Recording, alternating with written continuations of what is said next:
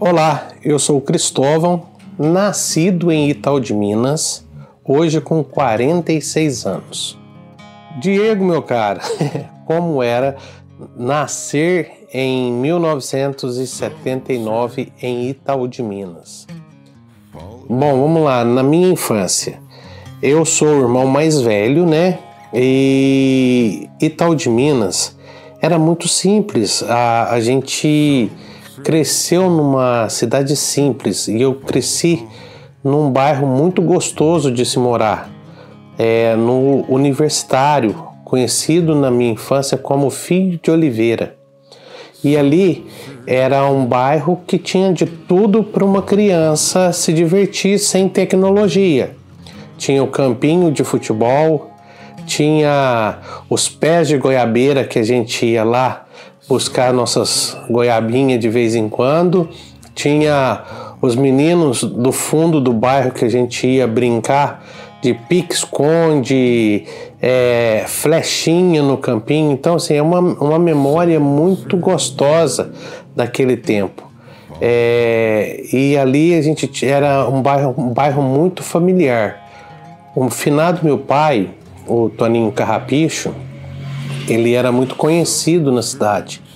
Ele era um pedreiro que tinha como vocação ajudar os amigos em agitórios de final de semana.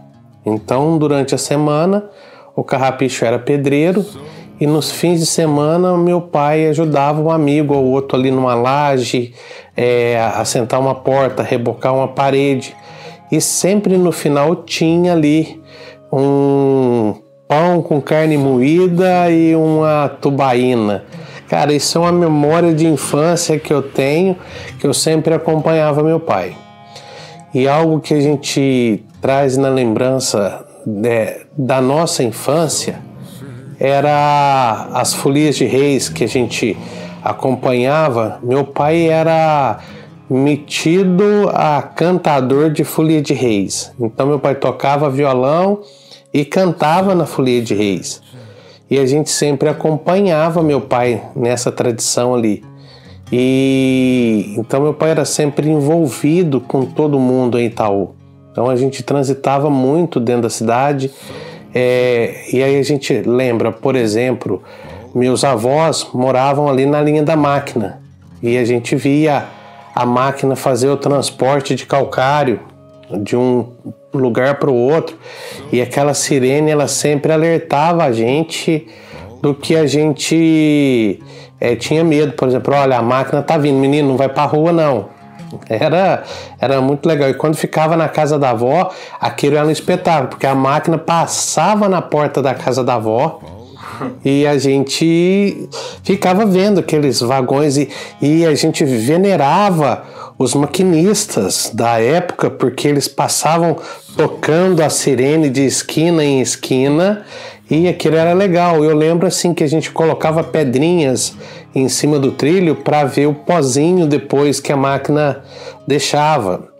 Então são memórias muito gostosas. Aí nesse pedaço ali do Lar São Vicente, hoje, a antiga a Vila Vicentina, eu lembro que tinha a Granja, que era um lugar ali que a gente ia sempre buscar o frango do final de semana. O Bar do São Paulo, eu não sei se o itauense lembra disso, mas o Bar do São Paulo era um barzinho pequeno na Rodrigues de Amorim, muito pequenininho, mas tinha lá aqueles doces antigos de marmelada com açúcar em vermelho e branco.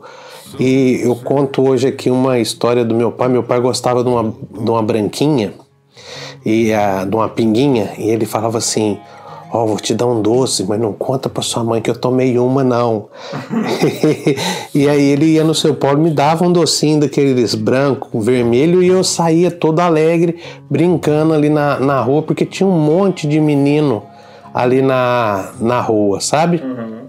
E a nossa primeira estada na escola, quando a gente se dá por si, que você começa a estudar, e ali eu começo a ter alguns professores que marcam a nossa história. E eu sempre fui muito exibido, né? Eu sempre quis estar no meio das pessoas, eu sempre quis fazer alguma coisa, eu sempre quis estar fazendo algo. E aí eu lembro que eu estava na primeira série e a tia perguntou assim, quem quer fazer um jogral? Gente, eu não sabia nem ler direito, cara. Eu falei, eu quero ir, né? Eu fui e aí eu pedia para um amigo ou outro o que estava escrito direitinho, até eu gravar na mente o que estava escrito. Aí eu participei do jogral e tal, e ali foram professoras que marcaram a nossa história, sabe? Aí foi tia Soninha Ventura, que foi a professora que marcou minha história no Cristiano Machado, a tia... não lembro o nome da tia agora, mas eu lembro que as tias tinham um cuidado muito especial com a gente, sabe? E assim, a gente era muito querido. E aí tinha uma quadra no Cristiano atrás, e eu lembro que tinha um consultório dentista. Cara, tudo muito antigo, né? Tudo muito simples, e ali a gente ficava com muito medo o dia que tinha que ir lá para dentista dar uma olhadinha nos nossos dentes, né? Então, assim, periodicamente levavam um de nós para fazer essa avaliação. E eu lembro com muito carinho de toda essa infância. Lembro ali de quando, onde eu moro hoje, era taboa, era um córrego e um britador velho, sabe? Você lembra de quando começou, assim, quando você começou a perceber que as coisas começaram a mudar, começou a modernizar, tudo? Você lembra certinho essa mudança? Assim, meu pai, ele faleceu, eu tinha 12 anos. Uhum. Então essas coisas começaram a mudar muito cedo para mim. Eu trabalhei muito cedo, então meu primeiro trabalho foi com seu filho de Oliveira, lavando o ônibus da Reunidas. Uhum. Quem é itauense aí vai... Lembre comigo essas histórias aí. Eu ia para lá, ele me dava um dinheirinho para me ajudar, não deixava eu me sacrificar muito, mas me dava um dinheirinho. E aí eu comecei a ver as coisas com outros olhos. E aí a gente, naquela época, a gente tinha uma visão. Foi, peraí, o pai faleceu. Então eu tenho que começar a trabalhar e eu tenho que juntar dinheiro, ajudar a mãe e ser um excelente profissional. Mas eu nem imaginava que eu precisava de estudar também, né? Mas sempre na escola, a mãe sempre cobrava muito essa história. Então a minha mudança, quando você começa a ver as coisas mudando, eu comecei a trabalhar assim. Eu estudava um determinado período, trabalhava no seu filho de Oliveira, fazendo no lavador, e finais de semana eu ajudava no lanche do Zebrão. Famoso lanche do Zebrão, né? Propaganda, hein, Zebrão? Mas assim, o Zebrão e a Maria foram pessoas que ajudaram a gente demais também a criar a dignidade, né? E assim, em algum momento nosso da vida, a gente começa a frequentar o novo calçadão. Poxa, a gente tinha a pracinha, dali a pouco vem o calçadão. Inaugura-se o calçadão e eu começo a lembrar do movimento político mesmo, as políticas, as farras da política, e eu só de fora vendo os acontecidos da política, e ali inaugura o calçadão. E ali o calçadão vira o nosso point de encontro de Itaú de Minas, né? Até hoje. Tem a história que minha mãe conta, que na praça eles ficavam dando voltas na praça antigamente, fazendo assim com um raminho, paquerando um ao outro. Só não tem um raminho. Agora nós já damos uma evoluída, nós íamos pro calçadão ver o compasso do samba, né? Ali no calçadão, lá na esquina, no Paulinho, com a Dona Icléia ali. E aí um dia, Diego, eu falei assim, algo tá mudado. Eu vi um amigo que eu não cito o nome porque eu não comentei com ele isso, mas ele é um ícone na nossa cidade. Ele me aparece com um celular Motorola, daquele de abrir, com antenão, e era muito chique isso na época. Ele do lado aqui assim, com a antena do celular esticado, e nós no calçadão, gente, de onde que esse cara conseguiu um celular desse? Não, e aí, o que é isso? Não, isso é um telefone móvel. Nossa, isso agora vai virar algo algo natural, né? E aí você começa a ver que as coisas começam a mudar, e aí o que era antigo, porque na minha infância, eu tive uma infância muito pobre, então tudo foi revelações, né? Sim. Por exemplo, a televisão preto e branco com a chave seletora de canais. O dia que o pai conseguiu uma tela colorida para colocar na frente, parece até piada, mas quando o pai colocou aquela tela colorida, que eu vi o jogo do futebol lá e os jogadores mais que coloridos ali, eu achava aquilo o máximo, cara. Era muito... Não tá, Aí vai lá na espinha de peixe, vira, não, aqui tá bom, agora vai e tal. Então, assim, aí você começa a ver as coisas mudarem, né? E aí, eu já no Jorge Oliva, estudando no Jorge Oliva, eu fui cadastrado no programa Bom Menino, que marcou, foi um marco mesmo na minha vida de transição, porque aí eu começo a conhecer o que é a indústria do cimento. E assim, antes fora da indústria os olhos brilhavam e falavam assim, um dia eu vou dar dignidade para minha família, eu vou entrar lá e vou ser um profissional e vou fazer cimento né, e aquilo. E aí você entra no Bom Menino e lógico, fotografias marcadas na nossa mente, né? Eu desci do ônibus com o meu uniforme.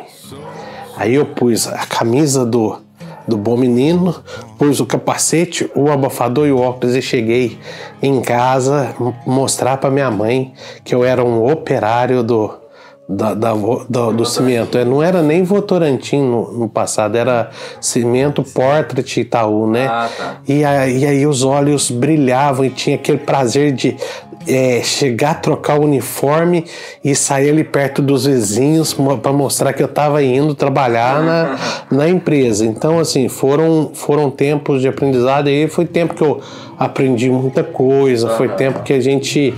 E aí você começa a ver a tecnologia chegando.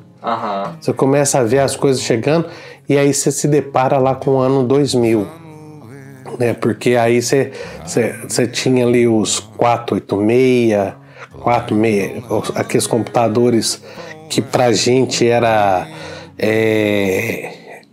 de última geração, né? Que aí você saía ali do MS-DOS. Me corrija se eu não estiver falando besteira, que você é o cara do computador aí. É isso aí mesmo. Mas aí e aí lá na empresa ia fazer a virada do 1999 para 2000. E aí não se sabia como que o sistema se comportaria, se perderia alguma coisa. Então a gente sempre ficou naquela dúvida, e a gente acompanhando tudo ali, né? Porque, como eu disse, em 1994 eu entrei no Bom Menino. Então ali, daquele tempo, eu me tornei... Foi o boom, né, da tecnologia. Né? Aí você começa a aprender a mexer no computador. Eu lembro que eu olho para tudo com muita gratidão, sabe? E o meu primeiro curso de computador que eu fiz foram os vizinhos que acharam que eu devia fazer, pagaram, e era um curso assim numa escola de um grupo que vinha para explicar sobre computadores. E aí eu fiz um cursinho com eles lá, adorei. E aí quando você entra na empresa como bom menino, aí você começa a ver aqueles grandes computadores, né? E aí você começa a mexer. Mas era tudo muito arcaico, mas para nós era tudo novidade demais. Era muita novidade. Tudo que você olhava na televisão, todo carro que saía, você falava, nossa, que tecnologia. Nossa, olha aqui Tudo melhorando, né? Eu lembro que eu olhava pro carro Del Rey. Gente, eu não sou velho, cara. Eu olhava pro Del Rey, eu falava, gente, mas como que pode ter um carro de luxo desse, tecnológico? Tem o reloginho digital verde, alguns com botão de subir e descer o vidro. Hoje tem até carro que anda sozinho. Hoje tem os BID da vida aí, né? Então, assim, eu falo que eu nasci num tempo maravilhoso, cresci, acho que foi essa determinação mesmo de crescer e nascer e crescer num lugar que marcou minha vida, cara. Falo que Itaú de Minas marca a minha história. As pessoas de Itaú mexem com a minha história demais. Então, assim, cada lugar que eu passo, cada família que eu vejo, tem tanta gente em Itaú que se eu começar a citar nomes que fizeram parte da minha infância, adolescência, juventude, a gente vai ficar aqui horas e horas, sabe? Cristóvão, e como que nasceu o personagem Cheio de Beleza? Diego, peraí, ele vai explicar. Soul searching, fall apart.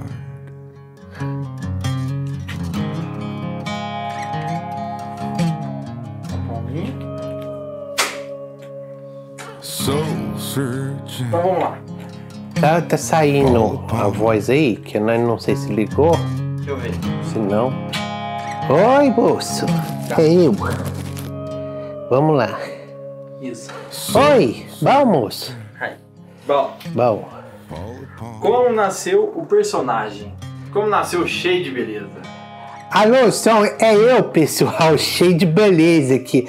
Oh, que emoção, cara, tá aqui. Oi, câmera. Oi, câmera. Ai, que legal. Como que nasceu? Uai, nasceu da minha mãe. Assim mesmo, lindo, bonito, gostoso. Mentira, vamos falar sério, né? Cara, eu sou uma mistura de pessoas, sabe? Eu sou a mistura do Cristóvão com Cheio de Beleza. E aí o Cheio de Beleza nasceu no momento que o Cristóvão precisava muito de um apoio, sabe? Ele passou muita coisa difícil na vida, sabe? E aí ele gostou de ver umas fotos de um pessoal que ia pro hospital aqui em Passos. Isso, e lá eles visitavam pessoas, você acredita nisso? Ele ia lá ver as pessoas, e as pessoas assim, e aí ele falou, nossa, que legal, vou fazer o curso de palhaço. Mas existe curso de palhaço? Existe. Aí eu fiz com Expresso Alegria em Passos. E aí eu aprendi um monte de coisa importante e eu comecei a nascer, sabe? Eu era uma criança quando eu nasci. O que você aprendeu sendo palhaço? Olha que pergunta interessante, né? O palhaço, ele tem várias linhas de atuação. Quando a gente começa a estudar sobre o palhaço, ele tá no mundo. Só que quando eu comecei a estudar a estrutura do palhaço, eu aprendi um monte de coisa, sabe? O que não fazer como palhaço principal, não ser chato. Você acha que eu sou chato? Não. Mas assim, a gente vai aprendendo que o papel do palhaço na sociedade, ele é algo transformador. E aí a gente começa a entender a como se transformar primeiro, para depois transformar a vida das outras pessoas. Hoje, no dia a dia, a gente fica preocupado com o que o fulano vai achar disso, com o que o ciclano vai achar disso. Ah, mas por que isso, com que aquilo? Ah, eu tô preocupado com o meu nariz, tô preocupado com a minha cutis, com a minha face. Esquece tudo isso. O palhaço me ensinou a deixar isso para segundo plano, porque o que vale é o que está aqui dentro, o que eu consigo construir com as pessoas. E o mais importante de tudo foi aprender que através do palhaço eu posso ajudar pessoas, sabe? Eu posso mostrar aquilo que está no meu coração para as pessoas e entrar na vida delas de uma forma muito especial. E qual que foi o momento que você viu que você se formou como um palhaço terapêutico? Isso. E qual foi o momento que você percebeu que isso assim era uma coisa que curava, que era uma coisa diferente? Diego, primeiro, o palhaço foi ferramenta de Deus para me curar de vários traumas que eu tinha, sabe? De várias coisas que me incomodavam. Mas aí eu comecei a ir para o hospital e comecei a ver que a teoria da função do palhaço dentro de um hospital, ela é terapêutica. Ela é uma ferramenta que ajuda pessoas. Olha para você ver. Eu tenho várias histórias e um dia ainda vou escrever um livro sobre essas histórias. Mas isso vai ficar eternizado nesse vídeo aqui, hein, pessoal? Presta atenção aí. Eu entrei num corredor da área do hospital. E gente pra lá e gente pra cá, enfermeiro e carrinho de limpeza e visitante e pessoas doentes. E eu entro num quarto. E eu conheço um itauense tradicional de Itaú de Minas que tava doentinho, cara. Tava tristinho lá e tal. E aí eu comecei a conversar com ele, só que eu não sabia qual era o diagnóstico dele naquele dia. E aí eu comecei a conversar, ele tava deitado. A filha dele tava do lado, ele deitado, e eu comecei a conversar sobre a história desta pessoa em Itaú. Eu comecei a dar importância para que aquela pessoa fazia em Itaú de Minas. E ele começou a sentar e foi conversando comigo, a gente foi lembrando coisas e ele não me lembrava, ele não sabia quem era o palhaço, sabe? Ele não sabia que por trás do palhaço tinha o Cristóvão. Mas aí ele começou a conversar comigo, e a filha dele relembrando com a gente, até o momento que eu falei com ele: vamos cantar uma música nós dois?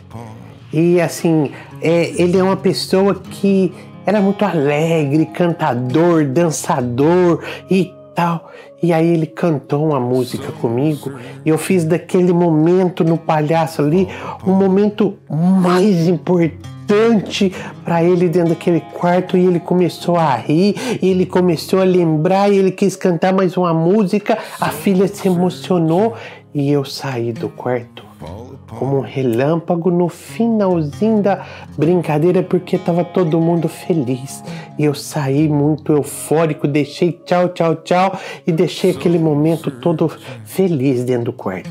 Quando eu saio do quarto, vou embora, tiro a maquiagem, volto a ser um ser humano normal. E aí eu recebo um retorno assim: Mona Lisa, o seu marido é palhaço de hospital, não é? Nossa, tive um encontro com um palhaço no final de semana, quando meu pai estava lá, ele marcou a nossa vida. Ela falou: e como era esse palhaço? Ele era gordinho e alegre. Ela falou: era o meu marido, né? Ela falou: não acredito que era seu marido, mas era eu mesmo. Ela fala assim que o pai dela estava com a oxigenação muito baixa, uma fraqueza, não queria se alimentar, estava triste. Quando os palhaços entraram no quarto, tudo mudou e aquilo, ele foi mexendo com meu pai, a oxigenação do meu pai voltou, ele naquele dia se alimentou, tirou o auxílio de oxigênio e no outro dia foi liberado para ir para casa. Essa história do palhaço no hospital foi maravilhosa porque marcou essa família e ele voltou bem para casa. E aí essa história chegou para mim e eu vi que a minha função como humanizador dentro de um hospital, ela funciona. E um dia eu ouvi assim, tudo aquilo que você faz bem é dom de Deus na sua vida. Foi Deus quem colocou em você para você abençoar pessoas. E foi nesse momento, numa dessas histórias que, assim, eu falei, caramba, Jesus, é o caminho. E aí, depois dessa história, veio outra história, e hoje eu tô cheio de história pra contar, cara. Foi isso. E tem algum momento engraçado que aconteceu, assim, como palhaço? Cara, que pergunta é essa, né? Momento engraçado com palhaço. Não existe, cara. Quase toda vez existe um momento constrangedor, né? Constrangedor, vamos falar assim. Porque, eu não sei se você percebeu, eu sou forte, né? Eu sou cilíndrico, eu sou cheio de beleza, né? E um dia eu tô lá nas visitas, vem um senhor muito sério pro meu lado, eu cumprimento o senhor, mas fico ali na defensiva porque eu não sabia o que ele queria naquele momento, ele ficou olhando pra mim. E muitas das vezes as pessoas olham pro nariz, né? Ele olhou pra minha barriga, olhou de um lado, olhou do outro, pegou o dedo indicador e me deu um cutuco na barriga, moço. Rapaz do céu, eu só não fiz coisas que não podia fazer naquela hora, né? Mas eu falei assim, ô moço, essa barriga sua é falsa, né? E ficou cutucando a minha barriga para ver se era barriga de postiça. E o pessoal em minha volta ficou todo assim meio que não sabia como se comportar, né? Eu ri da brincadeira, eu ri do questionamento, mas eu falei, moço, infelizmente é de verdade. Aí ele não sabia onde pôr a cara. Eu falei, moço, o que eu faço? Você me desculpa, moço, eu tava brincando. Eu falei, não, brincadeira, depois a gente riu, todo mundo, né? E nesse mesmo momento, a gente foi para uma ala que a gente pegava um elevador para subir. É lógico, o elevador eleva, né? Ou abaixa. E aí a equipe dos palhaços entraram no elevador. E eu entrei por último no elevador, porque o tamanho da gente é diferente, né? Eu entrei no elevador e eu ouvi uma vozinha assim, ultrapassou o peso de segurança da máquina. E eu tive que sair, porque senão o elevador não subia. Então, assim, são coisas que acontecem que a gente ri da gente mesmo, sabe? São coisas que a gente ri das nossas dificuldades, dos nossos atropelos, das nossas coisas. Mas, assim, momentos engraçados sempre acontecem. É como eu vou lidar com esses momentos, é como eu vou lidar com as pessoas que vão fazer toda a diferença. E um recado para a juventude de agora, você vivendo na geração, nessa intercalo, né? Tipo, na geração anterior, acompanhou toda a mudança, né? Transição de gerações. Um recado para a juventude de agora. Oi, pessoal. Levante cedo, tome água, tome sol, passa protetor solar.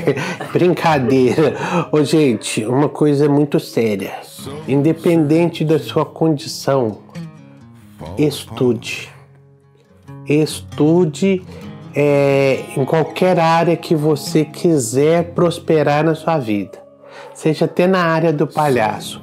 Estude, cresça, busque oportunidade, não tenha medo e não se acovarde pelo que as pessoas vão falar para você.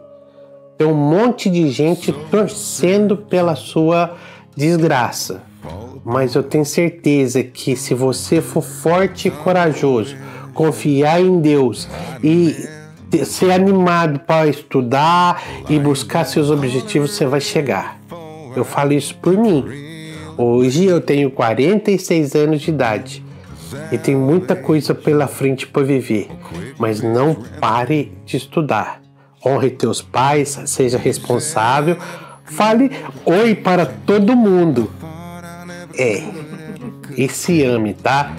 A OMS, ela fala que em 2030 pessoas vão sofrer muito de angústia e depressão. Então cuide da sua saúde mental. Consuma coisas que possam fazer a diferença na sua vida. Se ame de verdade, procure ajuda se for preciso, mas não deixe a sua vida entre os dedos. É isso que eu sempre falo para minha filha, é isso que eu sempre falo para as pessoas que estão em minha volta. E um dia, qualquer desse aí, a gente se vê, tá? Ó, um beijo do Cheio de Polícia. Ai, que legal!